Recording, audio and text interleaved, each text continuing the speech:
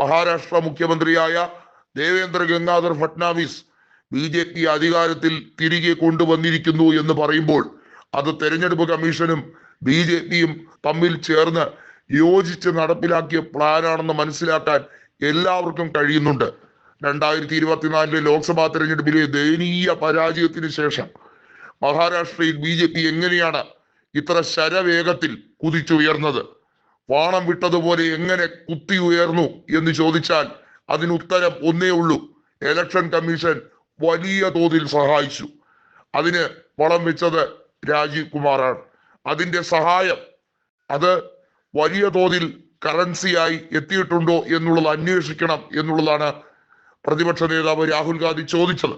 ഇപ്പോഴിതാ ഏകനാഥ് ഷിൻഡെയ്ക്കും മടുത്തിരിക്കുന്നു. 2 കൊല്ലം കഴിഞ്ഞാൽ മുഖ്യമന്ത്രി പദവി തങ്ങൾക്ക് വിട്ടുതരണം എന്നാണ് ശിവസേന ഷിൻഡെ വിഭാഗം പറഞ്ഞിരിക്കുന്നത്. അങ്ങനെ കൊടുക്കാൻ BJP തയ്യാറാകുമോ?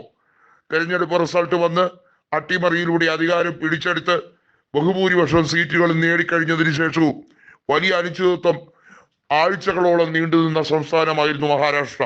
ഒടുവിലാണ് നാടകീയമായി മുഖ്യമന്ത്രിയെയും 2 ഉപമുഖ്യമന്ത്രിമാരെയും പ്രഖ്യാപിച്ചുകൊണ്ട് അവരുടെ സത്യപ്രതിജ്ഞ മുംബൈയിൽ വെച്ച് നടന്നത്. വലിയ രീതിയിലുള്ള നാടകീയ അന്തരീക്ഷമായിരുന്നു അത്. ദേവേന്ദ്ര ഫട്നാവിസ് നാഗ്പൂർ സൗത്ത് വെസ്റ്റിൽ ജയിച്ചത് പോലും അസാധുവാക്കേണ്ടതാണ്. അവിടുത്തെ തെരഞ്ഞെടുപ്പിൽ കൃത്രിമമുണ്ട്, ബൂത്ത് അടിസ്ഥാനത്തിലുള്ള റിപ്പോർട്ടുകൾ പുറത്തു വന്നിരുന്നു.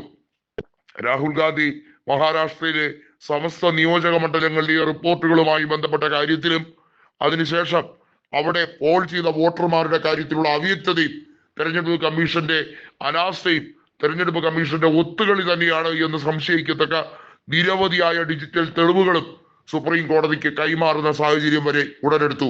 എന്നിട്ടും അതിനെക്കുറിച്ച് യാതൊരു അന്വേഷണവും ഉണ്ടായില്ല. ഇപ്പോൾ അടുത്ത ഘട്ടത്തിൽ ബീഹാറിൽ തെരഞ്ഞെടുപ്പിൽ വോട്ടർ പട്ടിക തന്നെ മൊത്തത്തിൽ മാറ്റിമറിക്കുന്നു.